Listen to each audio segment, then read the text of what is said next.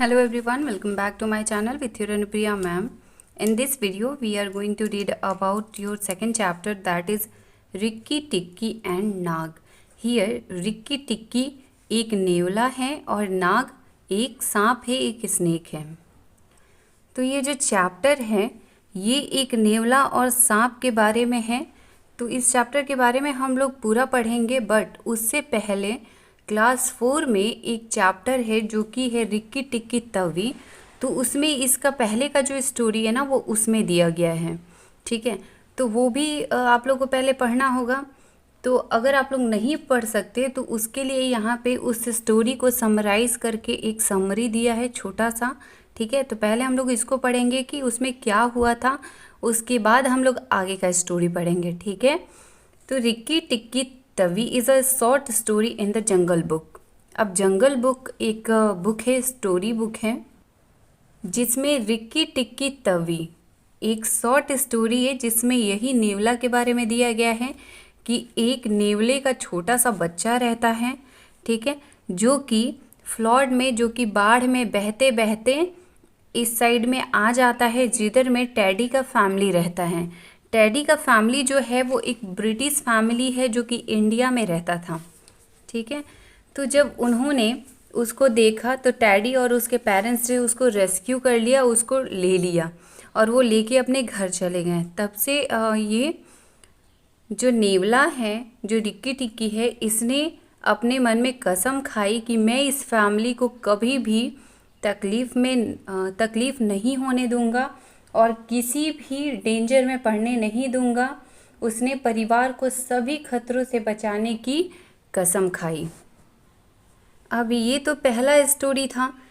तो इसमें हमें ये पता चल गया कि ये जो रिक्की टिक्की है टेडी के घर में कैसे आया, ठीक है। तो वो बाढ़ में बहते हुए आया था जिसको इन्होंने अपने घर पे रख लिया था। अब हम लोग रिक्की टिक्की और नाग का जो बैटल है उसके फाइनल बैटल के बारे में पढ़ेंगे कि जब लास्ट में लड़ाई हुआ था तो क्या हुआ था, ठीक है, नाग और नेवले के बीच में। क्योंकि आप लोग को पता है कि कहीं भी ये स्टोरी ही है कि नाग और नेवला जो है वो दोनों के बीच में पड़ता नहीं है, ये दोनों हमेशा लड़ते हैं। कभी कभी नेवला नाग को मार देता है, कभी कभी नाग नेवला को मार देता है, ठीक है। तो मोस्टली केस में नेवला नाग को मार देता है। तो ये जो स्टोरी है ये दोनों के बारे में है। Rikki Tikki went off for his nightly walk round the house, and in the dark he ran into Chuchundra, the masquerade. Creeping round by the wall, Chuchundra is a broken-hearted little beast. He whimpers and cheeps all night, trying to make up his mind to run into the middle of the room, but he never gets there. अब आप लोग देख रहे हैं कि यहाँ पे लिखा गया है, ये जो स्टोरी स्टार्ट हुआ है तो इसमें पहला ही पैराग्राफ में लिखा गया है कि रिक्की टिक्की जो है अपने नाइट वॉक पे जाता है घर के चारों तरफ राउंड करने। अब यहाँ पे क्योंकि वहाँ पे वो उसने कसम खाया था कि इस फैमिली को कभी डेंजर में नहीं पड़ने देगा, तो इसलिए वो हर रात को पूरे घर के चारों तरफ राउंड लगाता था।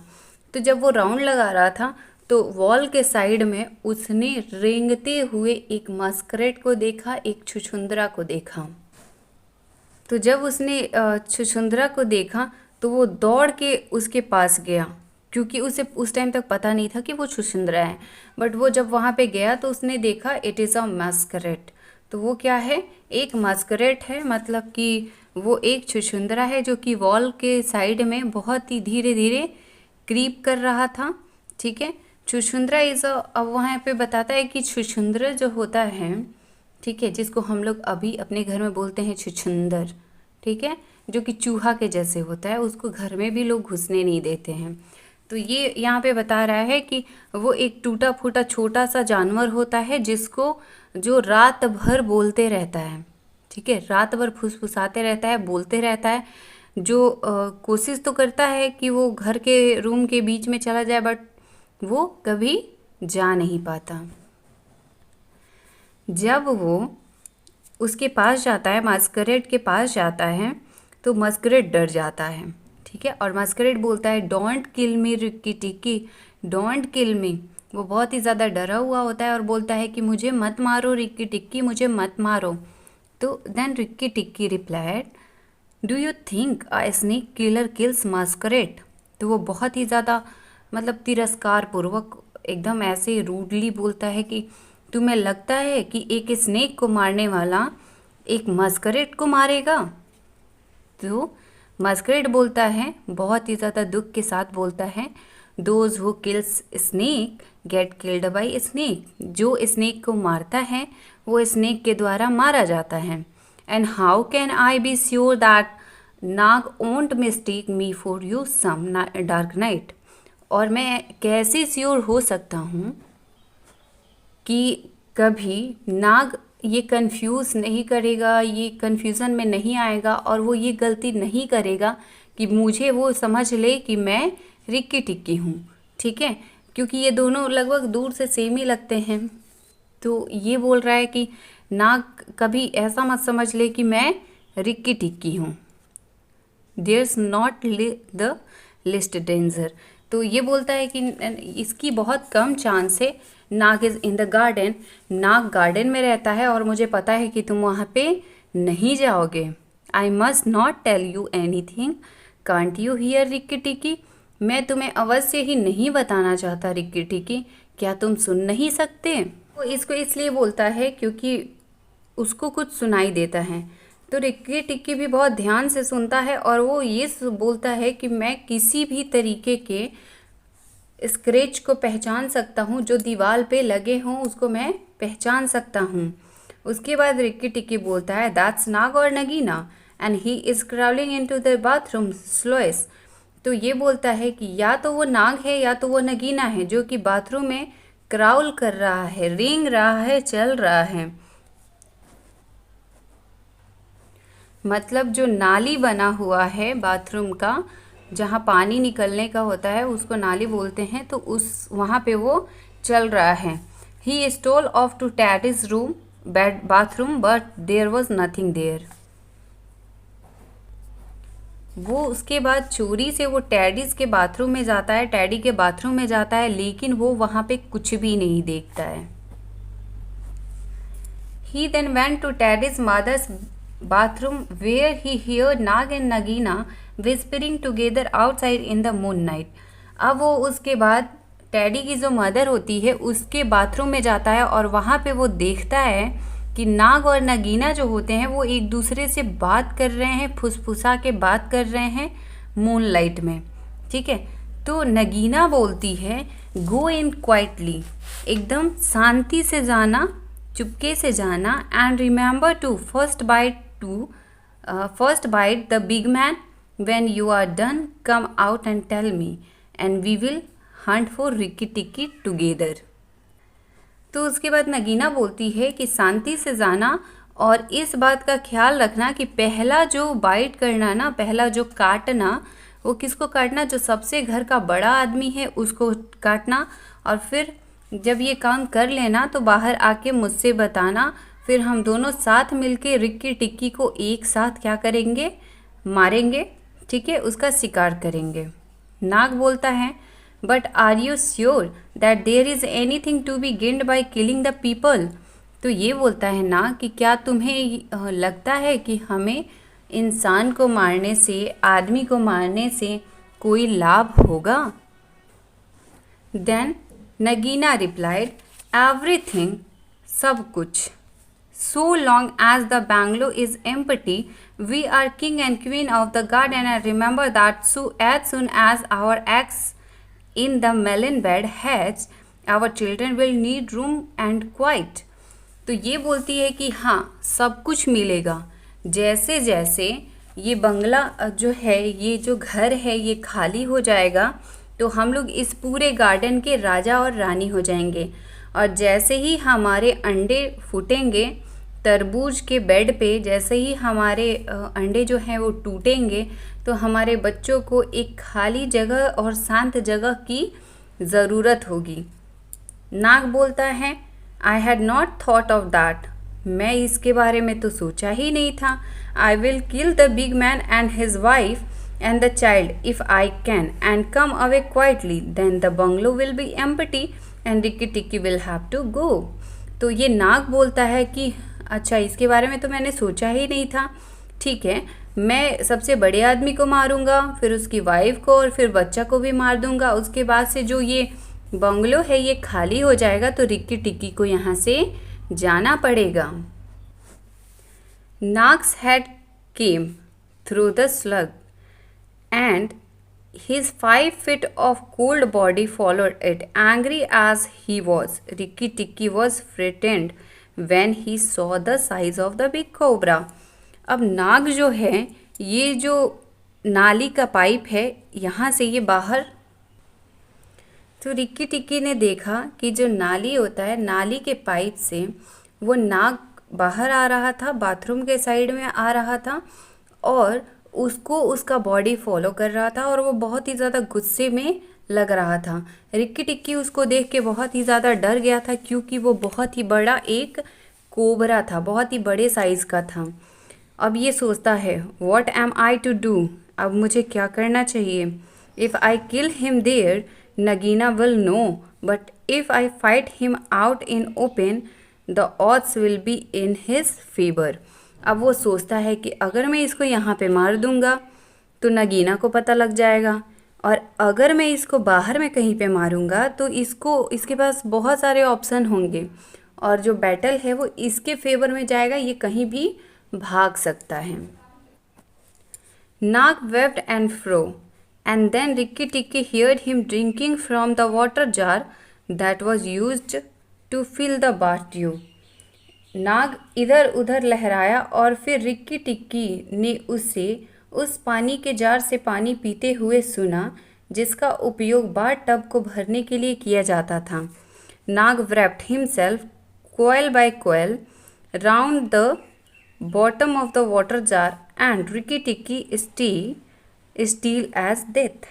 अब ये जो नाग है ये अपने आप को कुंडली दर कुंडली ऐसे लपेट लिया इस पानी के जार में, ठीक है,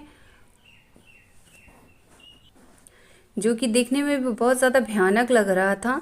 और ये पूरा अपने आप को राउंड कर लेता है इसके बॉटम में, और रिक्की टिक्की जो होता है वो देख रहा होता है ये सब, लेकिन वो एकदम लगता है कि उसका डेथ हो गया है, वैसे वो खड़ा होकर देख रहा होता है, मतलब एकदम सुन पड़ गया होता है।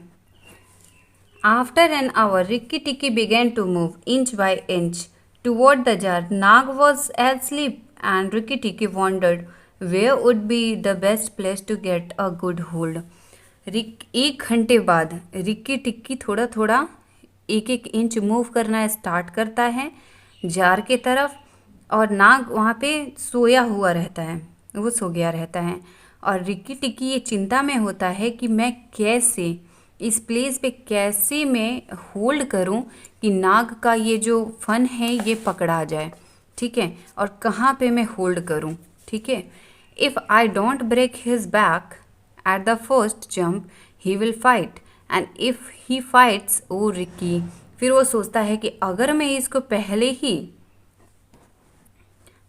ही जंप में नहीं पकड़ूंगा, पहले ही जंप में ब्रेक नहीं करूंगा तो ये फाइट करेगा, और उसके बाद से अगर ये फाइट करेगा तो फिर सोचता है ओ रिक्की फिर क्या होगा। He looked at the thickness of the neck below the hood, but that was too much for him, and a bite near the tail would only make Nag angry. फिर वो सोचता है कि मैं नेक के पास पकड़ूंगा तो वो थोड़ा सा मोटा होता है उसके अकॉर्डिंग, तो फिर वो सोचता है कि अगर मैं टेल पकड़ूंगा, पूंछ पकड़ूंगा तो उससे कुछ होगा नहीं और वो सिर्फ और सिर्फ नाग को गुस्सा दिलाएगा। It must be the head, तो फिर मुझे हेड को ही पकड़ना चाहिए अवश्य। The head above the hood, and once I am there I must not let go. और फिर वो सोचता है कि मुझे हेड को ही पकड़ना चाहिए और एक बार हेड को पकड़ लेने के बाद उसे छोड़ना नहीं है। देन रिक्की टिक्की जंप, उसके बाद रिक्की टिक्की जंप कर जाता है, आप लोग ये जैसे कि देख रहे हैं। The head was lying a battle clear of the water jar, क्योंकि जो उसका हेड था ना वो ये जार से थोड़ा सा दूरी पे था और वो बहुत ही ज़्यादा क्लियर दिख रहा था, ठीक है। Rikki Tikki bite down with all his might and braced his back against the jar to hold down the head. This gave him just 1 second purchase and he made the most of it. अब उसके बाद से Ricky टिक्की अपनी पूरी ताकत लगा के उस पर कूद जाता है, उसके बैक पे, और कूदने के बाद से वो पूरी ताकत लगा के उसको काटता है, और काटने के बाद सिर को पकड़ने के लिए अपनी पीठ को जार से टिका दिया रिक्की टिक्की ने। इससे उसे सिर्फ एक मौका मिला था जिसका उसने बहुत ही अच्छे से उपयोग किया था, बहुत ही अच्छे से उसने फ़ायदा उठाया था। Rikki Tikki was battered to and fro like a rat shaken by a dog, back and forth on the floor, up and down and round in great circle. His eyes were red, but he held on as his body was cart whipped over the floor. अब इसमें जो Ricky टिक्की होता है वो अपना पूरा जान लगा देता है, कभी इधर कभी उधर, मतलब इधर उधर वो लोग सेक करते रहते हैं फ्लोर पे, क्योंकि वो वहाँ पे वो बैटल ही हो रहा था, सर्कल हो रहे थे, राउंड हो रहे थे। तो उसके बाद से ये जो रिक्की टिक्की था इसका पूरा आँख जो है वो रेड हो चुका था और वो फ्लोर पे पूरी तरह से पड़ गया। A hot wind knocked him senseless, and red fire shined his fur. The big man had been weakened by the noise and had fired both barrels of a shotgun into Nag. अब उसके बाद से ये सारी जब चीज़ें हो रही थी तो ये सबका आवाज़ सुन के ये जो बिग आदमी थे ये उठ गए, ठीक है, इनकी नींद खुल गई।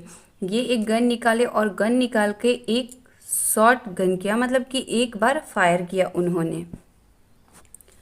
जब उन्होंने फायर किया तो उसके बाद से रिक्की टिक्की को लगा कि मुझे कोई मार दिया, क्योंकि उसको ऐसा लगा कि उसके पास में ही थंडर जो है वो क्लैप कर रहा है जस्ट बिहाइंड हिम। तो वो एकदम सुन पड़ गया वहाँ पे और उसे लगा कि अब वो जिंदा नहीं है। Rikki Tikki held on with his eyes shut, for now he was quite sure he was dead, but the head did not move and the big man picked him up. उसके बाद से रिक्की टिक्की को उसको लगता है, जैसे कि मैंने बताया कि उसको लगता है कि वो मर गया है, इसलिए वो अपनी आंखें नहीं खोलता है, एकदम शांति से पड़ा होता है, बिल्कुल भी मूव नहीं करता है। फिर जो बड़े आदमी होते हैं, जो मैन होते हैं, वो उसको उठा लेते हैं। It's the mongoose again Alice, the little chap has saved our lives this time. उसके बाद से इनकी वाइफ जो होती है वो बोलती है कि ये फिर से नेवले का बच्चा है, ठीक है, ये फिर से नेवले का बच्चा है, एलिस ये बोलते हैं। और वो बोलते हैं इनसे कि द लिटिल चैप, ये जो लिटिल चैप है, हमारा जो लिटिल ये चैम्प है, ये फिर से हमारा लाइफ बचाया, इस बार भी हमारा लाइफ बचाया। तो ये जो चैप्टर है इसमें यही बताया गया है कि नाग और मैंगोस की लड़ाई जो होती है उसमें कौन जीतता है और कैसे ये जो नेवला होता है ये इनके घर में रहता है तो कितनी ईमानदारी से रहता है और इनकी हर परिस्थिति में इनकी रक्षा करता है, हर डेंजर से इनको बचाता है। तो होप कि ये स्टोरी आप लोगों को समझ में आया होगा। Okay, thank you everyone.